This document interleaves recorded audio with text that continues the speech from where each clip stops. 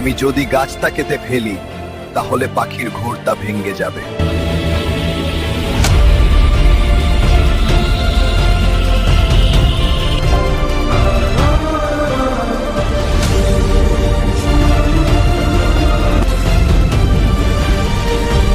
এই ঝড়ের রাতে আমি জঙ্গলের মধ্যে পথ হারিয়ে ফেলেছি। তুমি ভয় পেও না, আমি তোমার বাড়ির পথ দেখাবো। এসো, আমার পিছু পিছু এসো।